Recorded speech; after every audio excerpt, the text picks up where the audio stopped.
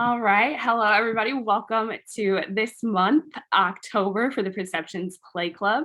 This month, we decided to read August Wilson's The Piano Lesson. Now, The Piano Lesson is one of the 20th century cycle, or rather the Pittsburgh cycle, from August Wilson. The thing about the century cycle is that it takes a slice of Black life in one decade in the 20th century. Each play covers one, is just Black people somewhere doing something at this time, which is super fun, which allows for each play to cover these wide, vast topics of life, from politics, sex, drugs, war, family, religion, legacy, all of this stuff. We'll get a little bit into it. So one of the reasons why we are doing the piano lesson, it's one of August Wilson's most decorated plays. He won 7 Drama Desk Awards. Specifically, the piano lesson, it won the 1990 Drama Desk Award, the 1990 New Drama Critics Circle Award for Best Play, and then it won the 1990 Pulitzer Prize for Drama, which really set the tonal shift of family plays and Black family plays being widely accepted and produced everywhere. And then it also got the 1995 Peabody Award. August Wilson has won so many different awards. He's gotten several Peabodys, 2 Tonys. All 10 of his plays were nominated for Tonys, and he's won 2 Pulitzers. The second Pulitzer Prize winning play is Fences, which we will actually be doing next month. So everyone look out for that. That's another look at Black life. Now, the piano lesson, it's short description a little bit about the play. It's best described as various members of an African-American family in the 1930s strive to overcome the past. That is always one of my favorites, because it's favorite descriptions of it, because it's short and sweet to the point without giving anything away about the magical realism of the play, but it gives you a nice sort of one-liner to get someone to go to the theater with you. Now, I'm just checking here, see if there's any other fun facts that I wanted to include, but I think that's about it. So why don't we talk about our initial thoughts of the play? When you first read or even first watched, whichever you did first, since we did both this month, what did you walk away feeling? I know for me, I watched the film first, then I read the play. So watching the film, it wasn't drastically different. So I do appreciate that they didn't try to overcompensate for the fact that it is a theater script and it's not a movie. So they did have elements where you actually got to see them go to like the movies, which is like mentioned. All the things they mentioned, we get to see, which is what is the benefit of watching the movie. It's like, oh, they say this stuff actually at the place versus just in this one place they're in. But I liked it overall. I mean, I thought it was well cast for sure. Like I thought the cast of the film, I was like, yes, you all are great. But as far as like initial thoughts, I really, besides like loving both elements, I'm gonna pass that to you. I'm gonna think about it for another second. You let me know your initial thoughts. Well, my initial thoughts, wow, it's a rough to sort of think of my initial thoughts of this play, because the first time I encountered the piano lesson was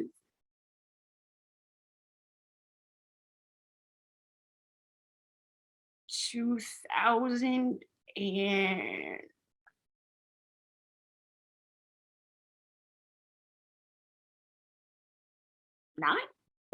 Maybe.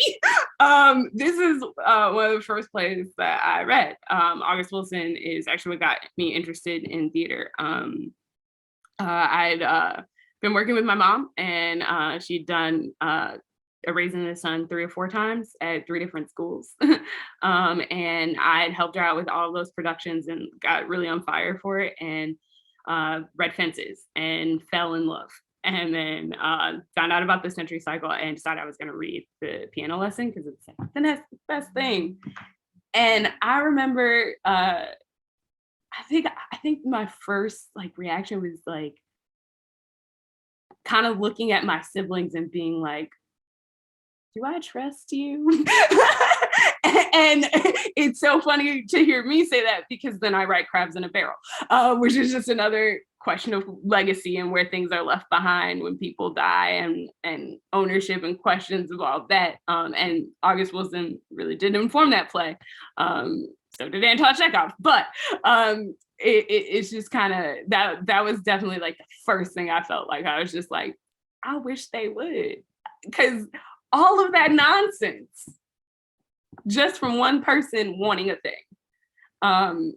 Just one fundamental difference completely skews how action occurs, and it's just I got really excited, and then I read Two Trains Running, so I went on to my next August Wilson play. It was like, what initial reaction? Can I get more?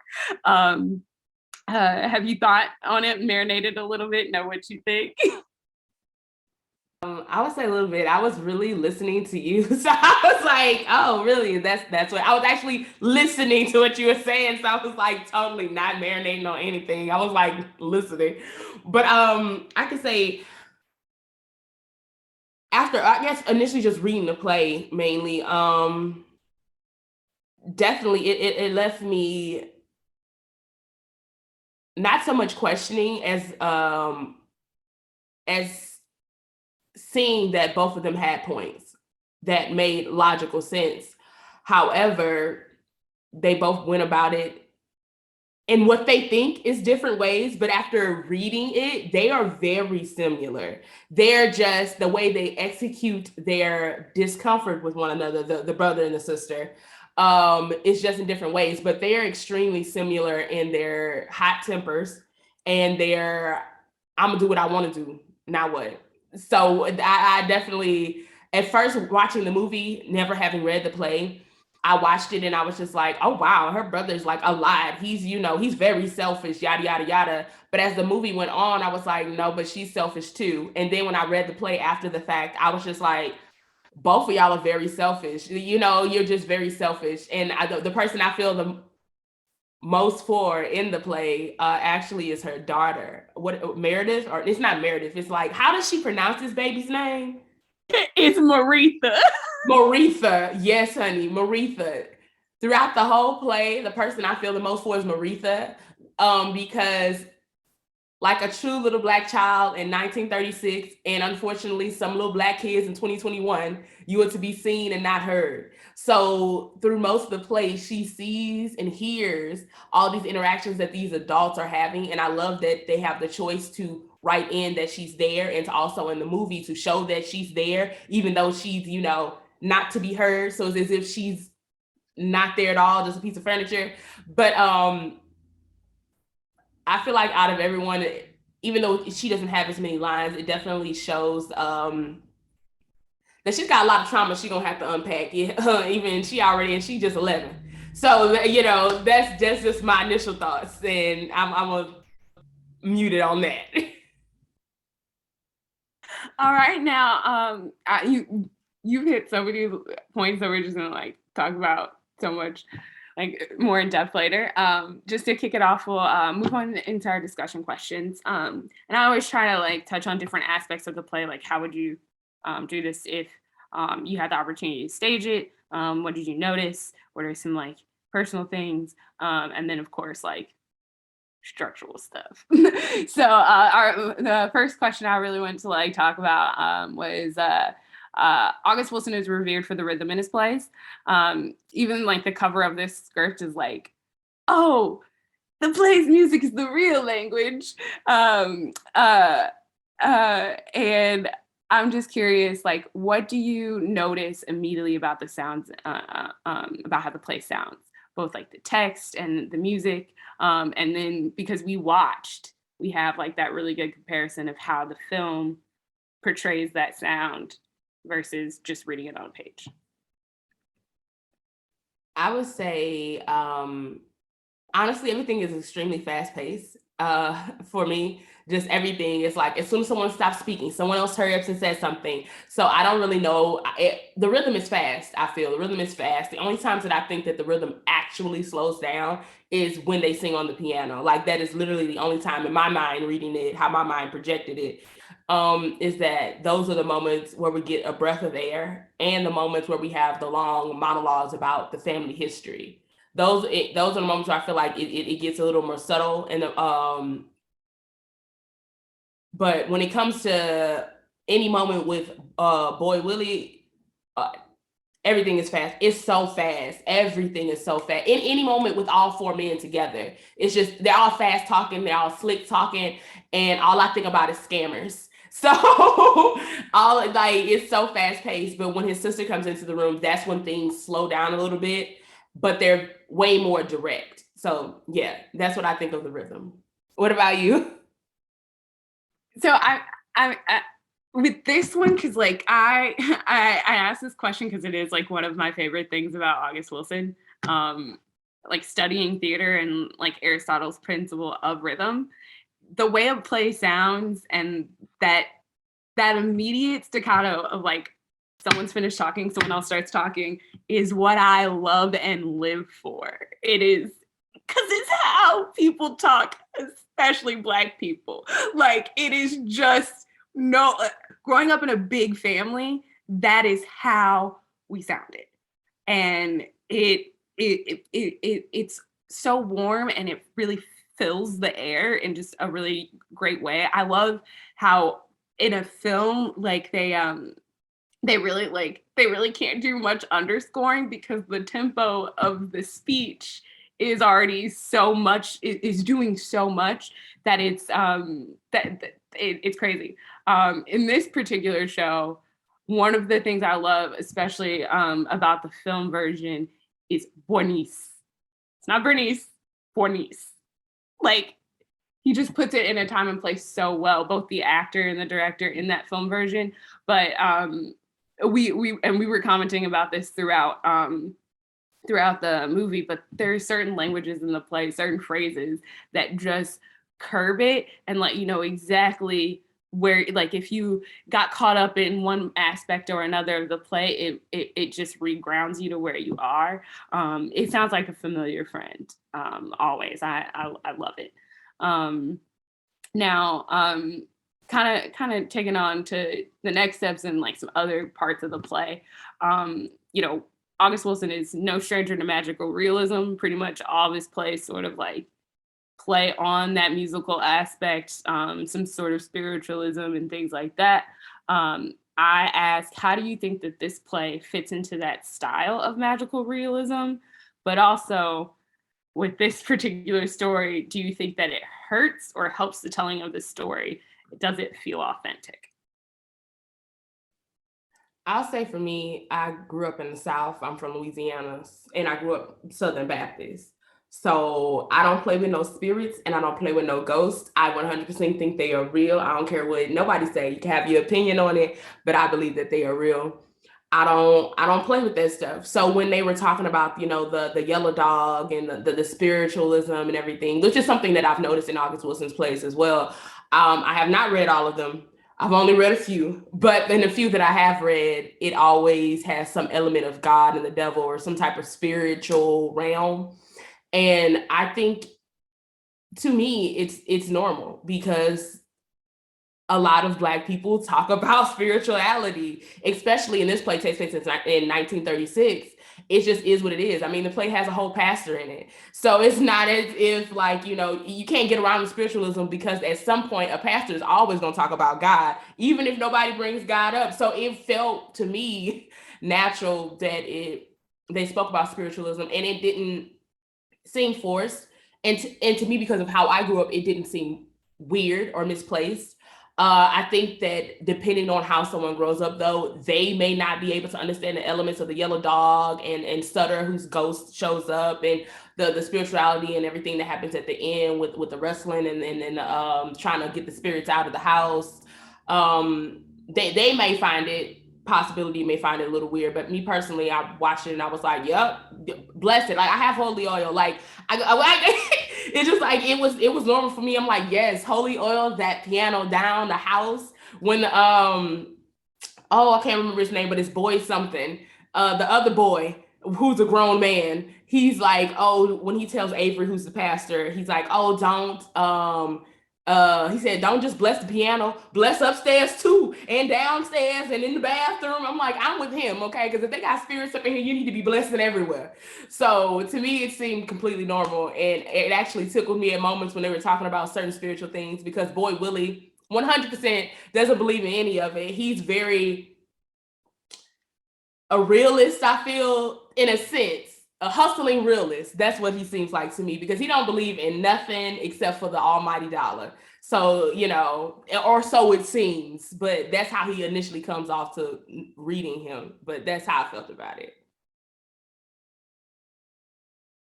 No, that's one of those questions that I ask to like kind of like poke fun of people, because I'm just like, this is like magical realism at its best, because it is so rooted in our culture, and so like, no, like that's just, this makes sense, like, and the way that it ends, like, to jump a little ahead, like, yeah, holy water the piano, duh, bless this house, and yeah, play and connect to your ancestors so that that negative evil spirits do not come knocking on your door. Like, it's just like facts, normal everyday stuff makes perfect sense. And the fact that it is the 30s play of the cycle, and that it is so like, it is perfectly timed, it is, I think I couldn't agree with you more.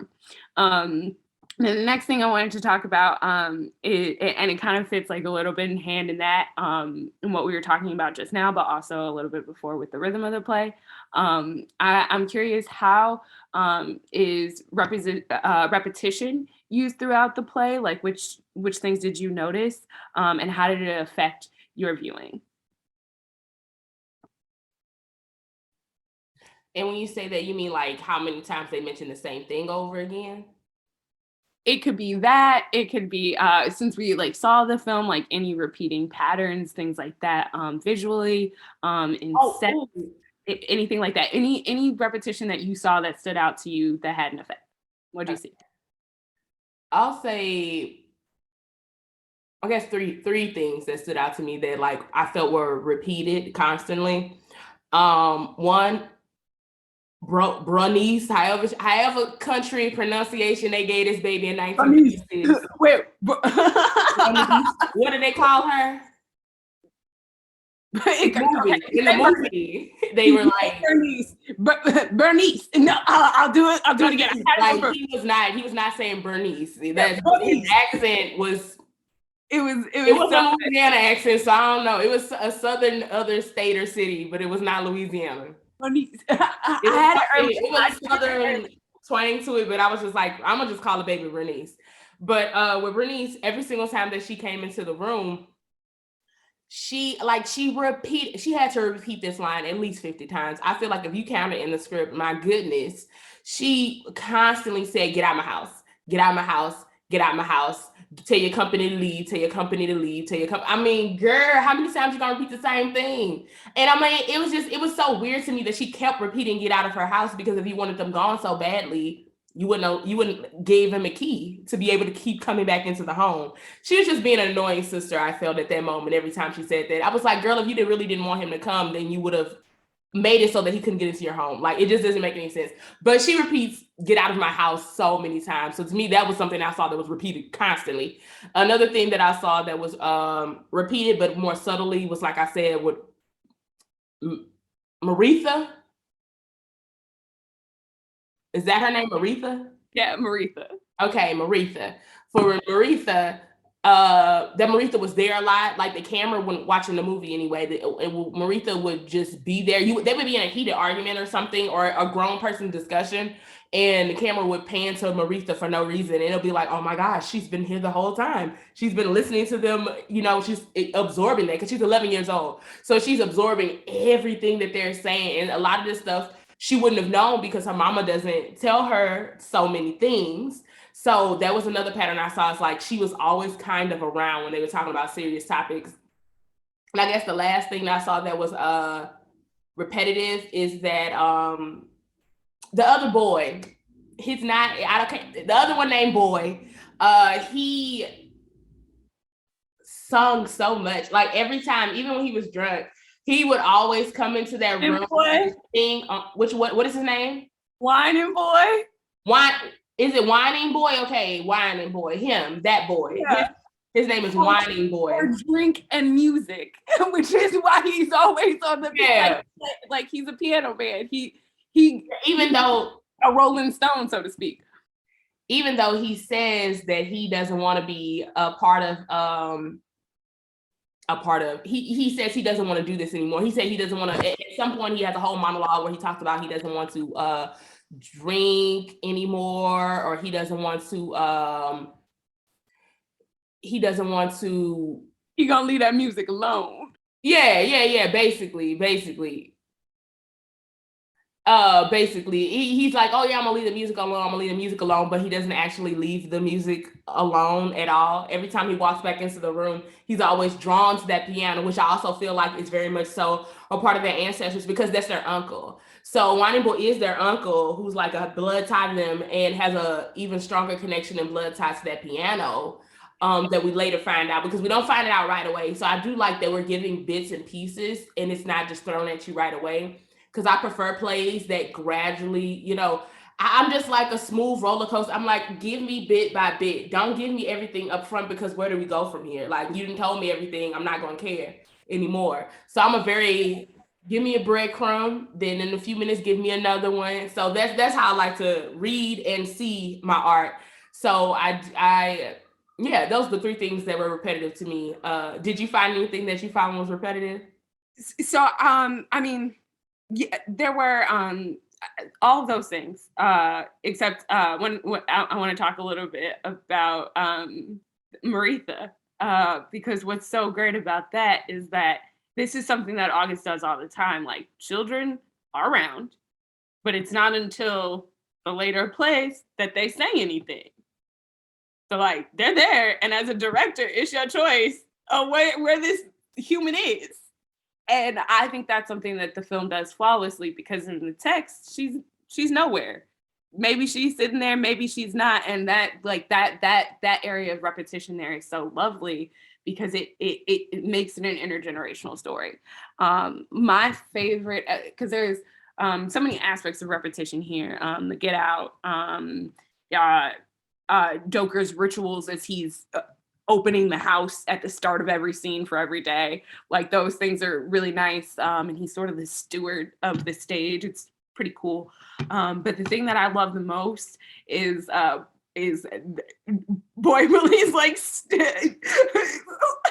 is like four steps to completion. I'ma sell these watermelons, I'ma sell me this piano, and I'ma buy me Sutter's land. Like, I love that. And it's the same 3 steps repeated over and over and over. And it's like, and he's saying them over and over to everybody. And it's just like, bro, it's just like hearing this guy get his hustle on all the time, 24/7, from walking through the door, you're telling your friend how his car sucks and he needs a new car, and how you're going to sell these watermelons, sell this piano, and get this land.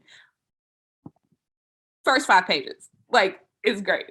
And I also wanted to, before we go to our newcomer, hear some of the repetition they saw, or just get their perspective on it.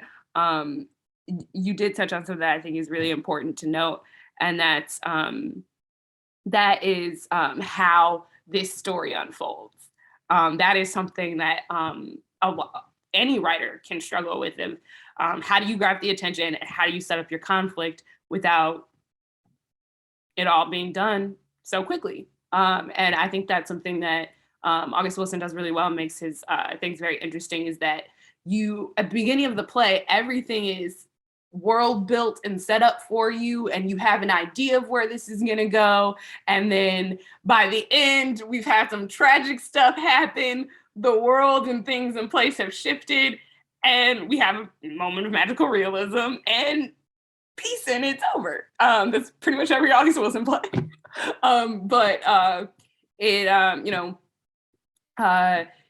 it's really great because you don't have to like you start the piano lesson and you hear I'm gonna sell me these watermelon. I'm gonna sell this piano and I'm gonna get me this land. You have the game plan and you think, oh, we're just gonna argue about a piano all this time. Maybe he's gonna cut it in half. Maybe they'll sell it. And then what happens is completely different. But you're just so on board with it and led down this track because you are fed these bits of information. It's wonderful. Would you like to include anything? I was gonna say, because you mentioned something that I just thought about with like how his plays end. I haven't read all of them, so I can't give an opinion on that, and I don't fully remember how Fences ends. So just going off of this one, I kind of felt like it did this thing that I'm not a huge fan of, which is where it kind of like wraps everything in a bow and this is the play. And it's like everybody's okay at the end. And I just feel like that's not completely real life. Like y'all just had to like exorcise a demon out of your home. Like you're not okay. An 11-year-old, you know, sees ghosts now. We're not okay. Bernice still hasn't dealt with her husband's death, who passed away 3 years ago. You're not okay. Her brother, boy Willie, doesn't have a place to sleep, doesn't have a job, has no direction whatsoever. Like, we're not okay. Like, we're not okay. But the play kind of ends like, well, you know, it gives me one of those like little sitcom minutes of like, da, da, da, and here's the credit. I can agree with that, especially like especially in the film context. In the film context, it's just so sunny and warm. But on the page, like, and especially like in a theater format, there's so many ways to play with that. It is enough of like of an ending to say, hey, this whole piano situation, it's dead. But Boy Willie's last line, play that piano or both me and Son are liable to be back.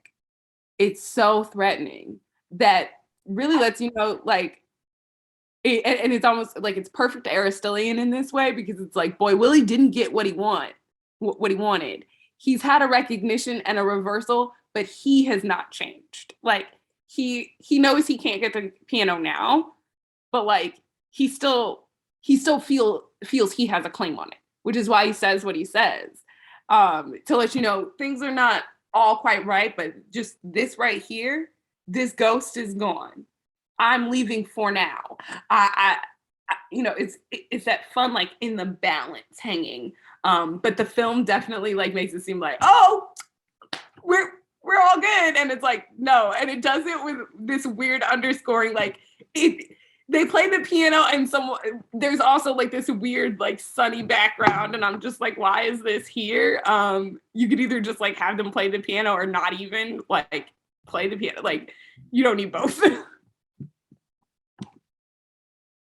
I think the thing, like you said, I really think it depends on how you play that, because they in the film they played it so happy, those last few lines, and I really think it's up to the director at that point if they're gonna tie it up with a red ribbon and you like, oh, we're all so happy, you know, it's 1936, we don't have any rights as Black people, but we're all so happy. Women can't even open a bank account, but we're all so happy. It's whether, yeah, it really comes down to how the director wants them to say that line, because I think if they said it with more of like not as happy, maybe then I could have been like, okay. Because I feel like also Boy Willie's turnaround happens extremely fast, because in the actual play, it's literally one page before the play ends where he gets into the fight with the ghost. It's like, how can you have changed in a matter of maybe 3 minutes? Like, you're not changed. You're not a changed person. Like, you're not a changed, up until one page before the play ends, you've been a very slick scammer the entire time. And then like within a half of a page, all of a sudden you're not a slick scammer. So I really think it's how the director delivers it, because reading it, you can make it however you want, but seeing the film version of it, I was like, that's not realistic. Like, you know, he didn't even believe in spirits and ghosts 5 minutes ago. So just, I mean, he could have had a revelation. He could have been like, whoa, I just fought with a ghost. It's real. It's all real. I'm gonna act right now. It could happen. It's possible. I'm sure it's happened to somebody. But yeah, I really think it will reading it, the ending, just the ending, reading it for sure at the end gives a different connotation to me than the film version I saw where like you said the sunny background. I was like, what? We just fought a demon. Like what? I honestly couldn't agree more, especially that like analysis of Boy Willie, because like I like, especially like when I read this play like 10 years ago, like I was just like, I don't buy that he changed, and I still sit in that of like he hasn't changed. He's the I was just taking personal notes for myself, and I was like, his tactics made real. Boy Willie does everything to get this piano. He tries to pretend like he don't want it. He tries reverse psychology. He threads it. He tries to steal it. He does everything. Like this man is in relentless pursuit of what he wants. You can't tell me that just because he didn't get it, he's done. And that's why I like really like I sat and I looked at that line, I poured over it. I was like, why that line? Why that phrase? What does it mean? Really what? And I like it's all like it's like we're both liable to be back. Like, and he even like in all of his tactics of trying to get the piano, he even says like if you was doing something with it, then I could, I could put aside my feelings for it. So like that sort of that last line, it's such a warning, and it's so interesting. It makes me want to think of like, so what's like where do you go after this? Of course, that's not the play, and that's a different thing. Someone else can write it, but it's a fun little question. I definitely think, just to add on to that, where does he go? Because I was just thinking his father died when his father was 31 years old. Which is a common problem within a chunk of the Black community, is just being fatherless. So I feel like that's also part of not saying that every Black man who doesn't have a father becomes a scammer, but when you don't have anyone to give you true guidance, even though he had his uncles, but they're also scammers. They've also had hard lives. It's just, where do you go from here? Slavery ended, the 70-ish years before the play starts. However, I can see how Boy Willie seems to be searching for something that he may never find, because he was never able to grow up with a father who can teach him how to be a man, or in how to guide him in the way that he should live and how he should go. So he grew up in a house full of estrogen. And his mother was depressed. His father was dead. So his sister took the side of the mother, I feel, and then he just took the side kind of no one.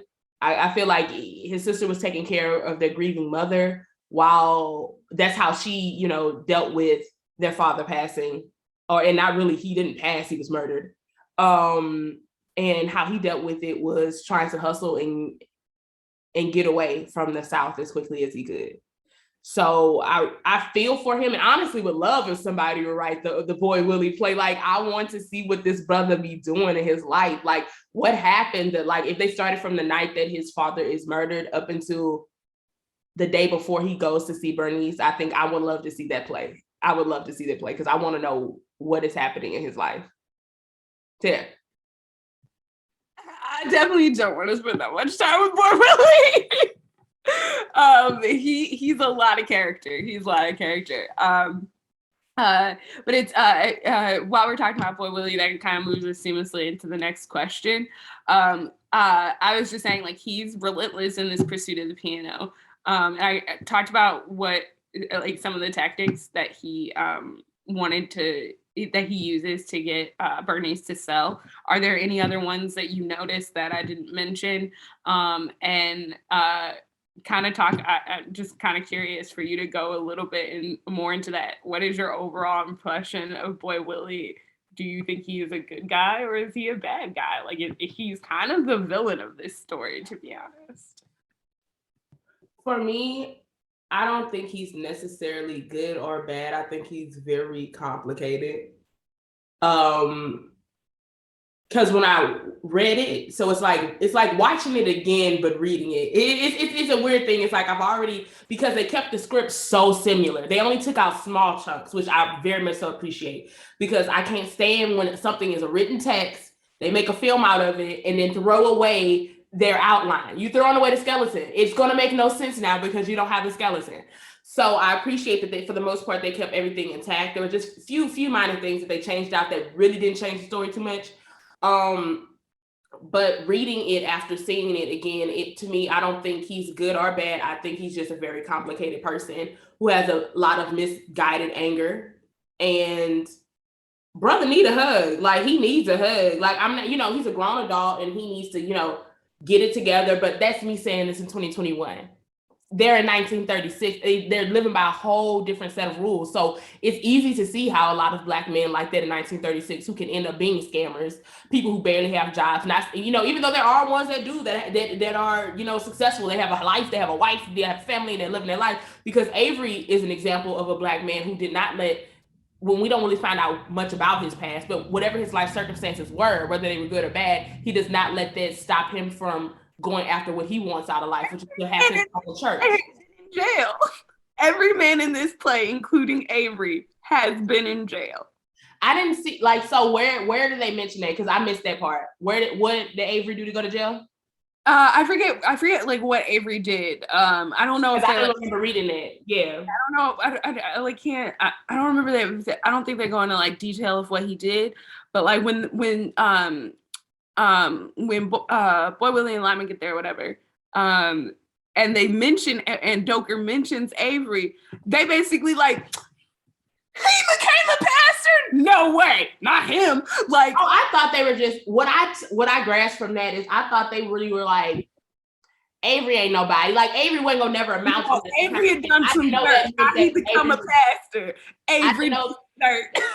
I didn't know that meant that Avery had been in jail. I just thought they were just oh, you know how people be, dry hating. Because they're nothing. So that's how I took it. I was like, Avery works at the downtown with the white folks, and he has his own church. He has 2 jobs. Y'all can't get one. Y'all had to go buy some watermelons off somebody. So I really thought they was dry hating. I thought they were oh, Avery, he ain't nothing. I'm y'all driving around in a car that breaks down every 2 seconds. You're haters. So that's how I took that whole conversation that they was hating.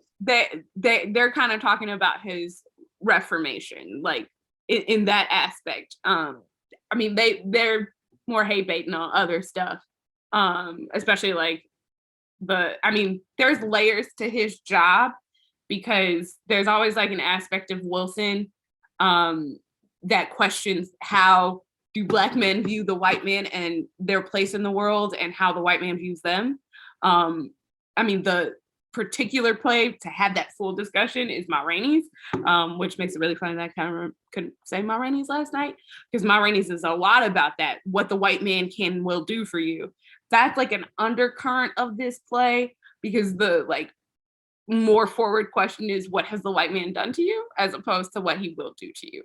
But they question what they say to Boy Willie, how Sutter gonna wait, and their question of what what are you gonna do with the land? Can you even get it? That's not your place, because we're so close to a world where slavery's just ended and people sharecrop. That's it. That's it. And every man in this play being in prison is unique, because they were all in prison down home. So that means that they were all in prison on Parchment Farm, which means that they were not technically, they didn't go to prison for any other reason other than they were finding reasons to arrest Black people so that they can put them on parchment and force them to work for free. Well, one thing I can say though, they did steal. So it wasn't they ain't do nothing. It wasn't they was walking down the street and they were Black boy, I'm put you in jail. Them dudes are straight up stealing. They were so everybody had a thing, because in Lyman's case, he did not do anything. He he refused to pay a fine to work for someone. He did not want to work for. I understand him. Yeah, and so he chose what you should be able to do. If this is your law system that gives me the choice to choose to pay the fine or do 30 days, let me do my 30 days. No, you can't do your 30 days. You must work for him. No, I'm leaving. You can't force me to work for someone for free when I can easily do my 30 days. It's just an excuse to imprison them and make them work on the farm. Yeah, So and I agree with that. It's like, if you're going to give me the option, then let me live by the option I want to choose. However, what I'm saying is he would have never had an option to choose between Haiti not stole that wood. So it wasn't like they were just. Oh no, the wood wasn't stolen. The wood Okay, wasn't the way it sounded to me is that they were working for someone with, okay, so this is what I took away from what I read. Maybe I'm confused, but what I took away from that is that they were piling the wood up because they were working for someone, the person wanted them to get the wood, and what they were doing on the underhanded side is like, oh, they drop a piece of plywood here or there and then go hide it in a section until they got enough to make their own bundle, and then they would steal it. That's what I took from what they were describing. So if that is not what happened, please explain to me what they were doing, because I definitely thought that they were stealing plywood from these people every once in a while, and then people realized that what they were doing, because they said someone saw them doing that. So I thought they stole wood from the people they was working from. So I should say Boy Willie and Lyman being in prison before they get the watermelon, they're not in prison together that time. They're not in prison together that time. No one goes to prison for the wood. The wood is just how Crawley dies. They did not steal the wood. They had been working for someone and they were given the wood. They put the wood to the side. Somebody else has not wanted them to have the wood. So they were watching for them to get the wood and they came to stop them. Crawley said, nah, y'all can't stop us, and brought out a gun, but they came with the sheriff. So Crawley got shot and killed. And that was another thing that didn't make any sense. But nobody went to prison that time. Okay, but nobody went to prison. Didn't make any sense to me is like, it's just like people taking, like, I mean, unfortunately, which is a horrible statement, I hate it because people use it a lot of times for like political reasons, you know, the lesser of two evils. It's just like, you know, I know, granted, I'm saying this from 2021, but because of what I know, you know, of the past. So me, if you were to transplant me to 1936 and I have the knowledge of 2021 and they came with the sheriff, I'm gonna shut my behind up and I'm gonna go about my way and say, you can have the wood, sir. Like, I'm not fighting with the sheriff. Like, I want to save my life and not fight with the sheriff. And see, that's kind of an interesting thing too. And when we were watching the film, and you were like, "Oh, he's responsible for Crawley," I was like, "Is he though?" Because of what we know from Boy Willie, he does just that. He does. I also think it's just, he says you can do it. The thing with that is, for me, that's so weird is, had they not said anything to Crawley though, he would not have died that night with in their presence at all. Because why tell him to come help you do anything? Granted, you have no control over what he gonna do once you do it. Y'all didn't know the sheriff was coming, and y'all didn't know all this other stuff. But I would think, and that's another thing that makes me kind of see, even though I don't think he's a good or bad person, I think he's a very complicated person. But that's another thing that makes me see Boy Willie is very selfish and not the most decent person, because he didn't care. You know, that's your sister's husband. You know, granted, he did something dumb, very dumb, and he ended up dying because of it. It was just the crassness in the way that he just didn't care. He didn't care from the beginning. He didn't care about anybody, honestly. So it kind of like agitated me at the beginning, but as the story went on and they started to tell more of who he was, and I'm looking back and I'm saying, Myesha, this is in 2021 where he could go to therapy, where he could look on YouTube and realize, hey, as a grown man, I've got complicated problems I need to work on. So that's the only reason I'm giving him grace. Had this play been taking place in 2021, I would have gave him no grace whatsoever. And he would have 100% been a villain, because it's ridiculous. Like, get yourself together. But in 1936, I can see how he's become so hardened that he don't care about nobody dying. And even though I don't appreciate it, it makes me uncomfortable, but I can 100% understand how his mind gets to where it is. And I can also see how his sister's mind is stuck in a constant, I don't think she's I don't think she's moved on, despite what she may think. I don't think she's moved past Not her moved on. father dying, let alone her husband dying. So I feel like they're just living on pause. Like life is passing them by, but they still have so many issues because they don't go to therapy because they can't. You know, they aren't going to be able to come to terms with their trauma, and unfortunately, it's going to pass on to Maritha, poor baby. But yeah, that's yeah. Yeah, I definitely I asked this question because I think that it's really easy for people to make him the bad guy and fault Boy Willie a lot. And that's kind of like one of the biggest conversations about this play.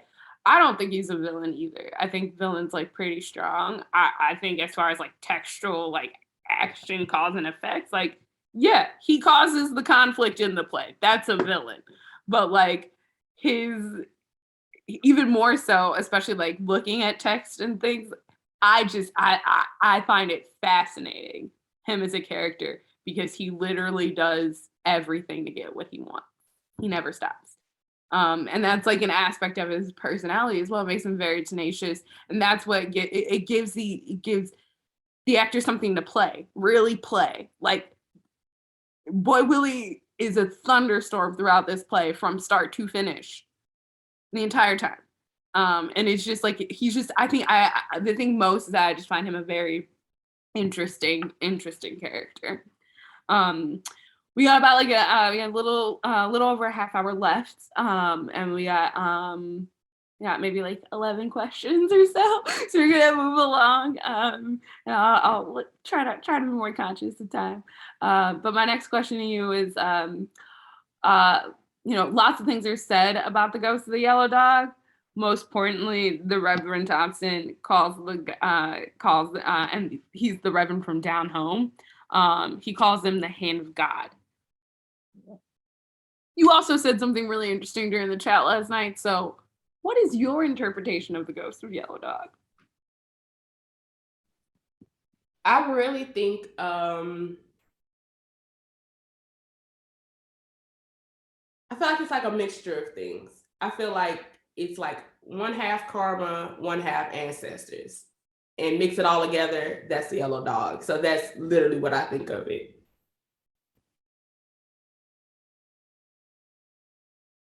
I'm like so glad you said that.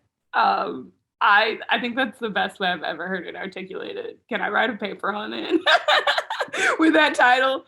Have ancestors, have karma, because yeah, which equals God.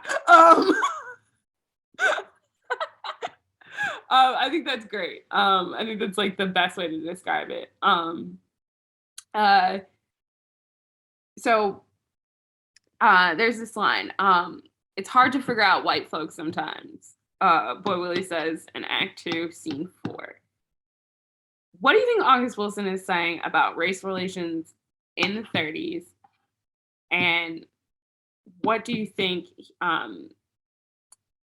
he's trying to say about how that affects Boy Willie's perception of the white man and his place in the world? And you can also like sort of refer to other things and points in the play. I just really liked that line. It's hard to figure out white folks sometimes. If I'm remembering correctly, he says in line in context of him talking about how much the white man wanted to pay him for that piano. And he was like, well, you could have went up to this price on him. And he was like, yeah, but but it's hard to figure out white folks sometimes to figure out, how you can scheme and scam or how they'll react. Because in 1936 and in general of 2021, I even use, for example, even though it's not the play itself, but like content creators that are Black versus content creators that are white. For these, I've noticed, because I also am a content creator, the contracts they'll get. So they'll pay a Black content creator $500 to sponsor their content, but then they'll go and pay a white creator $3,000 for the exact same work. So to me, it kind of goes to going back to what he was talking about with the with figuring out the white folks. Is like is this going to be a white person who's going to be on your side and pay you fairly for your service, or is this going to be a white person who's going to try to get over on you? Which, in fact, he already talked before. The white man who wanted to buy the piano, the other guy who was going to sell him the land, who originally was like, well, this person said that they were gonna. He found out. The man didn't tell him about how much the other white man was gonna pay him for the land, or he was gonna charge him for the land. But he charged him more than he charged the white man for the same land. And that just shows it's like it's hard to figure out white people. And that's, I feel like it's like on some scamming type stuff. It's like, you're gonna charge me more for something because of the color of my skin and your belief that I am not smart enough to do my own research. And then I found out that the white person gets more than what I would receive for the same product. So, you know what I'm saying? So it's like they had to pay less than if they were white, but if they were black, you got to pay more than. Just in vice versa, the TikTok thing or the content creator thing, it's like, as a black content creator, you're getting paid less than a white content creator who's getting paid more than you, but it's for the same content. So just like it was the same piece of land, but he's charging the black person more than he's charging the white person. And the white man, they're like, try to get as much money as you can from the piano from the white man. And he may have been a little nervous about that because he didn't want to mess up the deal. Because say, the white man 1936. So the white man is going to try to undercut you no matter what. And what you going to do about it? You got a lawyer? No, because you're black. So it's just like, get what you can get and you don't throw a fit is pretty much what I got from that. But I definitely think with the whole race relations thing, it's very complicated, especially in 1936, because you're literally walking on eggshells. They can still lynch black people then. Not that they don't lynch them now. But then you can do it with no consequence whatsoever. When we ain't gonna have a picnic underneath them swinging from a tree. So, you get what you get and you don't throw a fit. I don't know how else to explain it when it comes to those white 1936. I don't know. No, I think that's like a really good point. I asked this question because I definitely think that like I was saying before, like this is something that comes up a lot in his work. It's a theme that's like always there, and it's a conversation of Black life. Like, how do we relate to Black people? What is our place in relation to them, based on the society? How do things work? And how do we build prosperity and progress when there are literally laws and society is built to stop you from achieving these things? Like, how? Add on to that, because the whole thing is the main, what I feel anyway, the main problem of the play is the lack of generational wealth, because their parents and grandparents were a product of slavery. Like, yeah, that piano is 100% should be theirs, because the father carved it, the grandfather carved it, and you sold his family. Yeah. The least you can do is give him the piano. You literally ripped his wife and child from his arms to sell to another plantation owner because you wanted the man's piano. And this was before the art carvings were put into the piano. Yeah. And then you had the man come carve the piano, his wife and his son, because you missed those little slaves you used to have. That, it pissed me off. And it made me, it so infuriated me, because that is what my ancestors had to deal with. You're telling me to come and carve my family that you sold off into a piano because you miss seeing them walking around the house. How do you think I feel that you ripped my wife and child away from me? So 100% on the merit of that alone, it should be their piano. And not only that, unfortunately, slavery ended, and the slaves didn't get any money from that. You didn't get no 40 acres and a mule. You got get out or be a sharecropper, and that's what you got. And you get what you get and don't throw a fit. And that's how generational wealth, especially for Black Americans, that was just broken. You can't have that. So these families should have been set up for way more than they received. And unfortunately, they're struggling. And that's a big problem, because had they had those things set in place, had they been able to keep memorabilia more than just the piano that was of value, then they wouldn't have this issue. The only thing, unfortunately, that they even have from their ancestors of value is the piano. And now it's split between two people, and neither one of them are budging. So I don't necessarily think his sister's right either, because if this is the only thing y'all have of value, how do you split a piano? Yeah. How do you split a piano? that's why this play is still talked about, still valid, called the piano lesson. Because it's really asking that question, who's right? Who's right? Because also think about this. Boy Willie could be trying to sell this piano, the idea, the stereotype, the way he moves makes you think, let me sell this piano and do some quick get rich quick scheme. No, it is my birthright and I want to buy land, which is more of my birthright. It's the same land that you worked on. That's what makes it even worse. I do think though, because I just feel because of the time period, that him and his sister should especially be a lot closer than they are. Because I would personally think, because he seems to be the type that'll never get married and have kids of his own anyway. I think once his brother-in-law passed, I personally think that he should have took of more, I don't know if he's a younger brother or the bigger brother or the older brother. I don't know, that was fully established. But I just feel like he kind of just left her because he hadn't seen him in years. Yeah, it was kind of like she blames him, so she distanced herself from him. Yeah, but I just feel like this is me. I just feel like because it's like also I'm a Cancer, so I'm like a sensitive person. So I just feel like their relationship better, bro. Like they just have a better relationship. It's just I can see you letting that person grieve a little bit, giving them a week or two. But I wouldn't have stopped coming over. Like I would try to help. I would leave money in the mailbox. But that was me if I was a man. That's what I would do for my sister. Because that's a lot. She's by herself with a baby. Granted, they have their uncle there. But, he's older. He's older, and it's just like you're a lot more virile and a lot younger. It's just, I just think it's 1936, and I think it's a little selfish because he's not me. Because the reason I find it selfish is because even though he does have the right to live his life however he wants, he's not responsible for his sister and her baby and yada, yada, yada. He's not. He can do whatever he wants. How my morals are set up is the fact that he don't got nothing going on at all. Like, he is doing nothing with his life. He's not even progressing much. Like, yeah, he wants to buy land, but is he really going to do so, though? Is he really going to be responsible, though? Because everything he says is very get-rich-quick schemish, and he don't really know what he's talking about like that. So I don't know how well that would go. Then the man asks him, like, do you even have, paperwork for that land? Like, do you really know that he hasn't sold it off already, and you're just believing this man's word? Boy, it's 1936. He could sell that land to somebody else right now. You be looking dumb coming up there wanting to give him money, sold your birthright for something you can't even have anyway. So I just personally think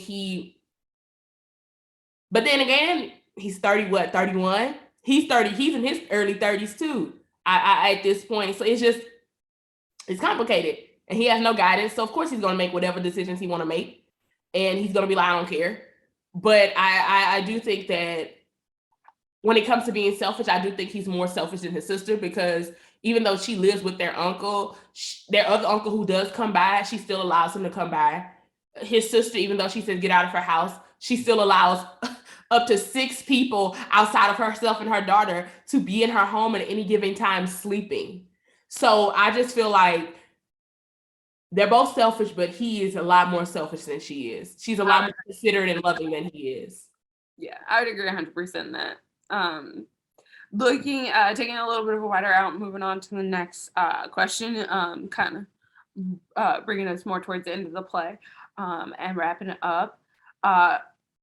The play covers several different themes. What would you say is the centering idea of the story? Legacy, family, or something else entirely?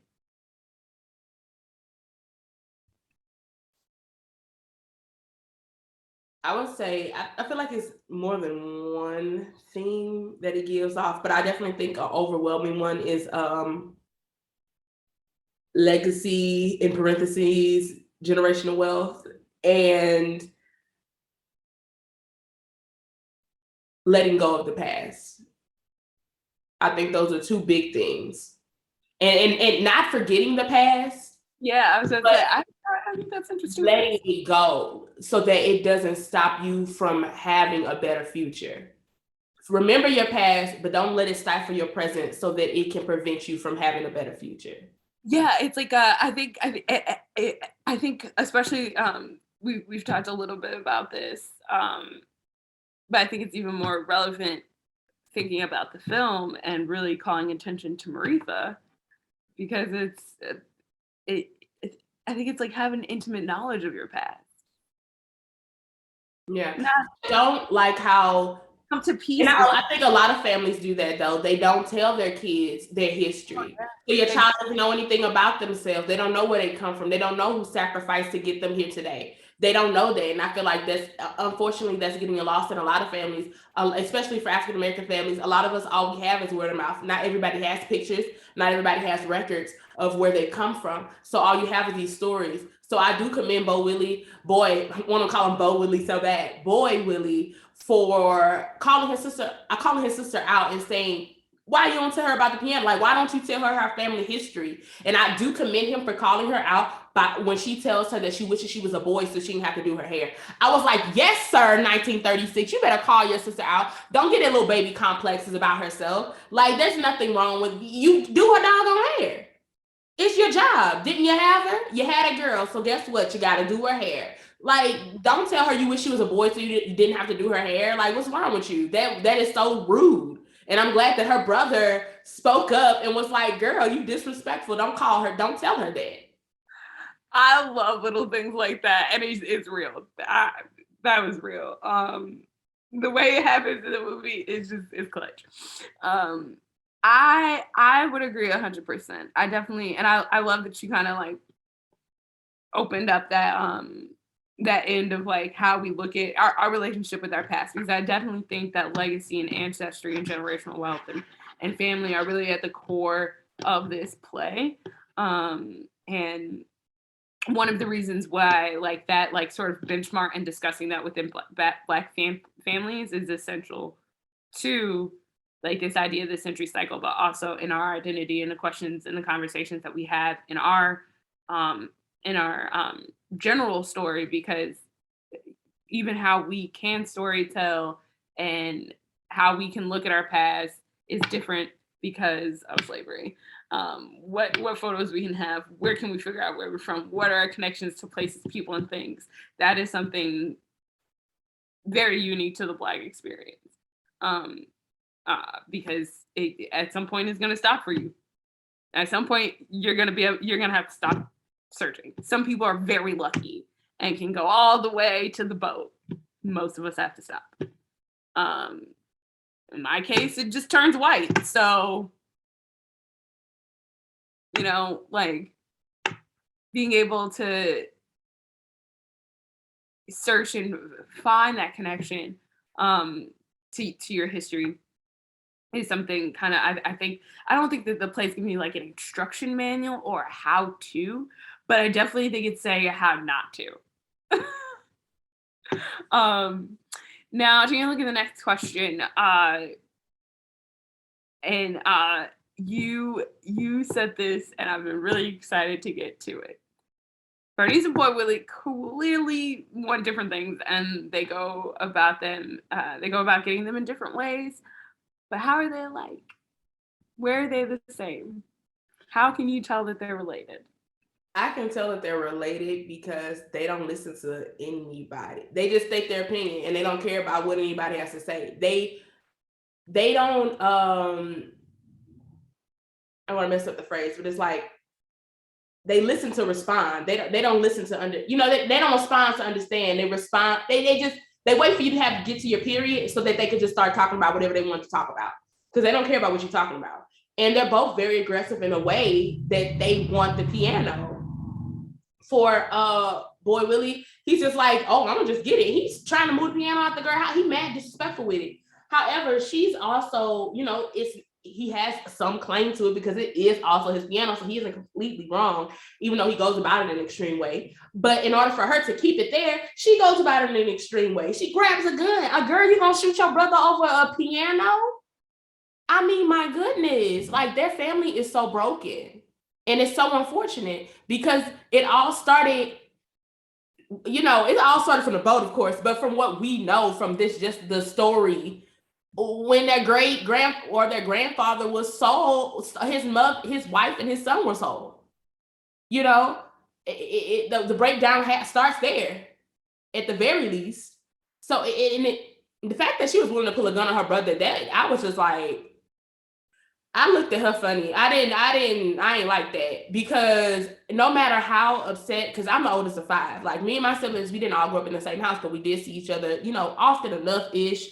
But even though we didn't grow up in the same house, I said that to say, even though we didn't grow up in the same house, I would never. I just could never see myself pulling out a weapon on my sibling, or just going to the extreme of calling the cops on them, or, in a way to hurt them. Because, I mean, if you're going to pull out a gun, you got to use it. You can't just pull out a gun. I mean, that's literally the rule.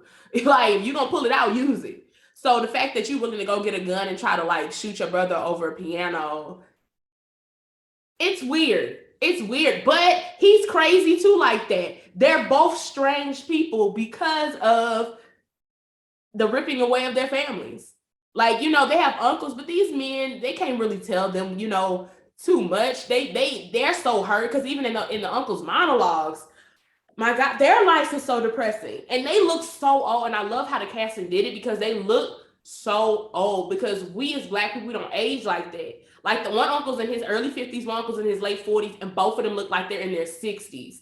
And I'm like, that's because of the time period, because we do not age. Like, you could just tell that they've had a rough life, because Black people don't age like that for the most part. You be in your 60s and you be looking 45. Like, that's just not how we age. We age very slowly. I think a lot of it's like melanin, like the amount of sun that gets into your skin and makes you look older and everything. We just don't age like that. And to see that casting of the uncles both looking as if they were in their 60s when they're in their 40s and 50s, it was feel very intentional. And I think it worked, because it just showed you how rough their lives were. And when they talked about their monologues of, like, they had rough lives. Neither one of them even one of them did get married and he got divorced. But it's just like they have such rough lives. It's just like, I feel bad for them too. I mean, the one uncle's completely a drunk. Yeah, he plays piano, but he's a drunk.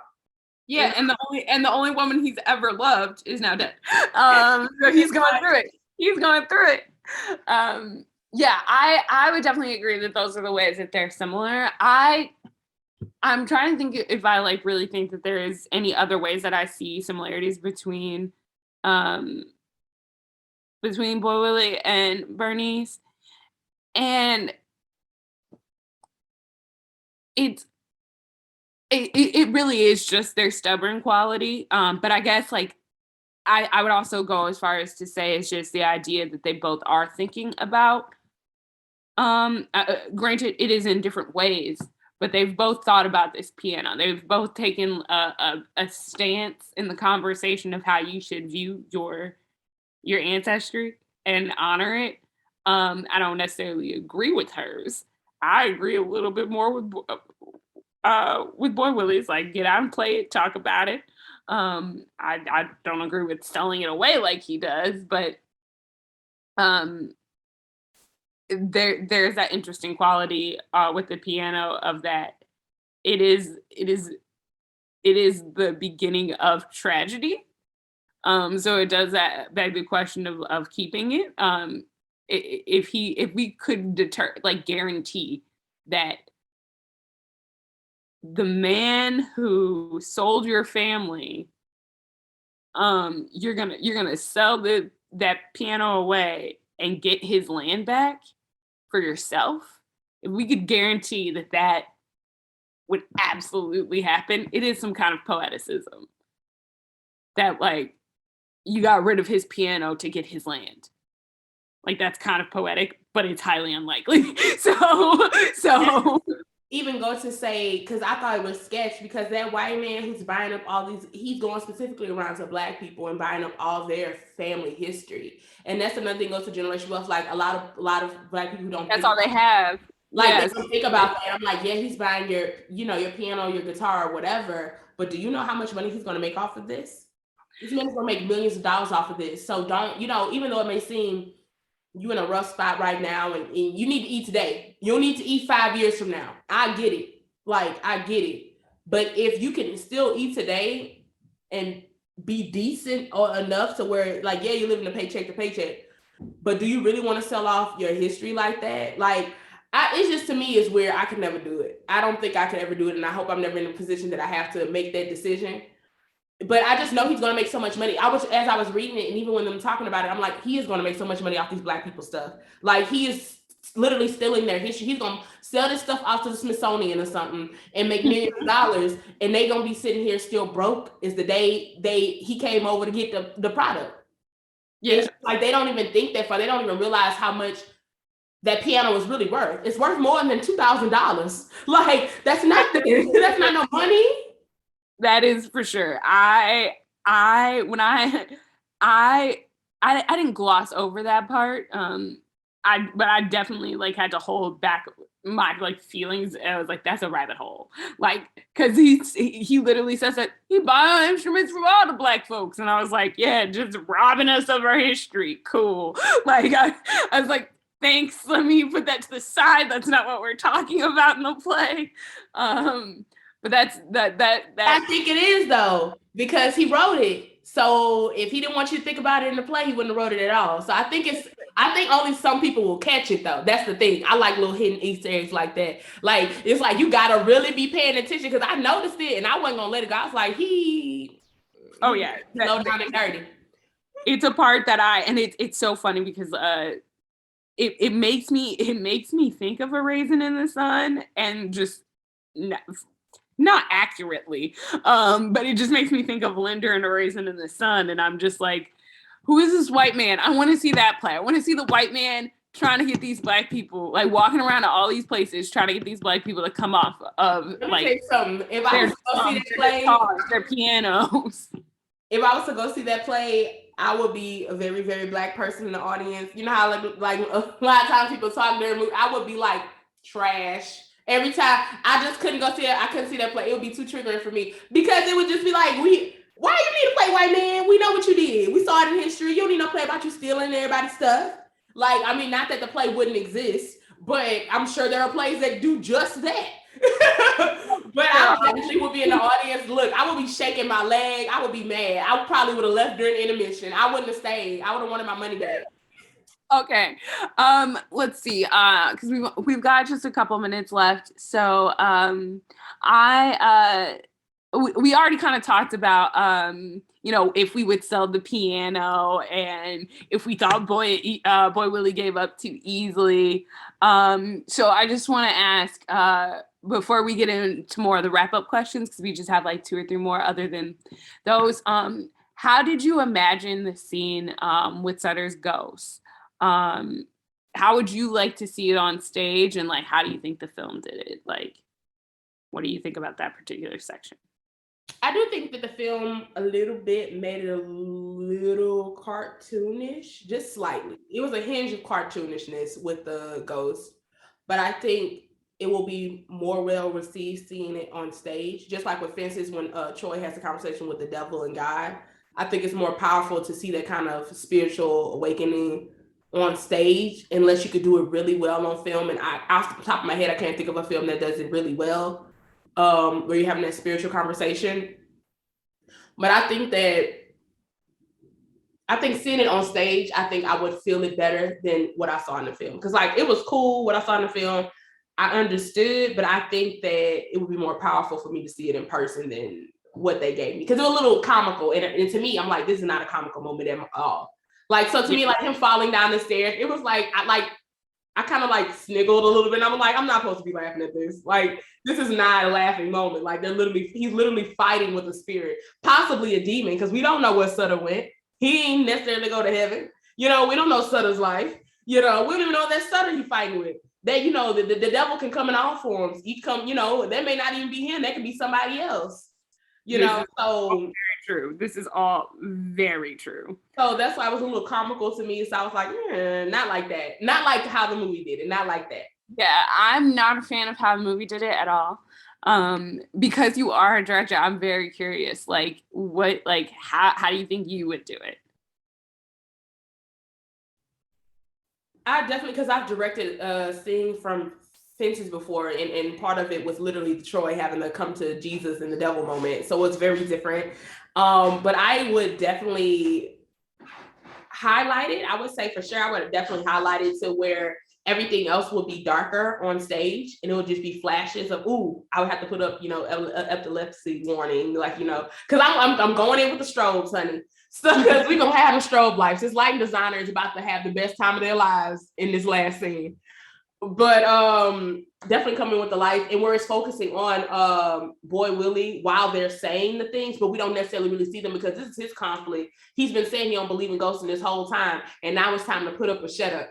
So I definitely will be having the lights going in and out, probably different colors, wind sounds. Like, I like the element of the wind sounds and stuff like that, but I definitely think I will focus it on him while she's singing and praying in the back with the piano. I think it makes it even more daunting and more of a like serious, uncomfortable moment, because we're dealing with spirits and we don't know if that spirit's a good spirit or a bad spirit. We're battling why the pastor is constantly yelling with the holy oil. Like, it would be a very tense moment, and I want it in and out of light, because we don't know what's happening when you're battling with demons or spirits. You don't know which way is up. So I feel like going in and out of lights and playing with shadows and stuff would really get, in my mind, that vision across and make it more realistic and not make it a funny moment, because it's not funny. It's not. It's definitely not. But that sounds awesome. So let me know when you're directing the piano lesson. Yeah, we've got just a few minutes left. So I'll kind of, like, for lack of a better word, ask, what are your final thoughts to wrap this up? Like, what are your final thoughts? Whose play do you think that it is? What other stories and things does this evoke for you? And now that you have seen the play and seen the movie and read the play, what stood out? Like, what stood out to you the most? What's different? What would you change? Things like that from what you saw. First thing is, whose play do I think it is? I'm one of those directors, because I always, like, when I watch anything or read anything, because I direct now, like, I can't be a normal human being who just enjoys stuff. I have to analyze everything. So I'm definitely a director who's very much into, it's everybody's play. Like, and I feel like that's a hard thing. It's each one of their plays, their own. To me, it's everybody. It's depending on who you're following in the story, it's their play. So, like, if this play, I would recommend, if someone put it on, that people go see it multiple times and pay attention to certain people throughout. Like, watch it once. All you care about is Maritha. Watch it again. All you care about is Bernice. So that you see things that you may have missed. Like, it's all of their plays in a sense. To me, I feel like number one would be, I would say Boy Willie. Number two would be Bernice. Number three, the uncle that lives with them. Number four, Liam. That's how you pronounce his name. Lyman. Number five, I would say the uncle, who's the whining boy and whining uncle. That he need to be whining uncle instead of whining boy, because that's so disrespectful. But then then I know, but I'm like, why would you keep the name, my brother? Why would you keep the name? Take away the shackles. Take the shackles off, my brother. Take them off. Just be whining man or something. Like, why you gotta be whining boy? You're not a boy. You grown man in your 50s. Then Maritha, and then last Avery. But definitely, the long story short, Boy Willie, because he's number one. Like, I would think it's his play, even though he does not really change. He has a drastic change at the end, but to an extent, we're introduced to him first and he speaks last. So it's kind of like, it's his play. He has a change. He doesn't get what he wants. He changes action. He does not change his wants. He changes action for the final time. And I don't think anybody honestly changes anything that they want. I think everybody is still on the same wavelength they were before the play started. Like, they still do the same stuff. I would agree. Are there any other final thoughts, like anything that it made you think of, anything that you would want to say about the play? Because we are at the end of our time. But yeah, any final thoughts about the play? I would say, honestly, my two final thoughts. One is, it made me very aware, even more so, of the lack of generational wealth, and to just make sure that if I ever come into possession of something that's very valuable to my family, that I make what I feel to be the right choice. And the second one is to be more loving and understanding if I do decide to have children, because every conversation a child shouldn't be a part of. And I do feel like her mother kind of just ordered her around a lot. She didn't really get, the only time she got to really be a child is when her uncle would hang out with her and talk to her. Because that's something that we didn't really touch on, but boy Willie was just so happy to see her. You know, and he showered her with compliments. He showered this little 11-year-old girl with compliments. He taught her so many things while he was there. He was just so engrossed in who she was and who she wanted to be. And he was just happy to let her be a little kid. And I felt like, unfortunately, because her mom does say, you know, well, it's, you know, life is hard, you know, but it's just like, at some point you got to sit and smell the roses. If everyday life is hard, my God, like, what is the point of living? You know, at some point you got to stop, you know, and just smell the freaking roses. I mean, I just feel like she very much just ordered her daughter around. I never saw a moment where they had a loving moment, unfortunately, which I don't like, but I never saw a moment where they were really loving. So for myself as a director, depending on how I'm feeling, I might have actually just add that in there somewhere, even if it's not a verbal thing, just a hug and a kiss before she leaves to go to the store to get the, you know, the gel for her hair. Just something that shows that there is precious love, and not just and not just like, you know, I feed you, don't you? This is love. Like, you know what I'm saying? Because I feel like that was what I saw. This is love. I feed you and clothe you. I didn't get really, I understand you, I love you. I feel like she got that more from her uncle than she did from her mother. And she sees her mother more often than she sees her uncle. So that makes me a little sad for her. So those are the takeaways for me. I wish we had more time, because I'd love to talk about that, especially like from your director's aspect, because I think that like the film and the text, anything when it comes to Maritha, the film versus the text, like the film made choices because the text doesn't say anything. And the film did not make the best choices. Well, I mean, they made the best choices for them. It told story, but I think there could have been better choices made. That being said, we'll dive more into Wilson next month with Fences, one of the other plays in the Century Cycle. Thank you so much for joining us.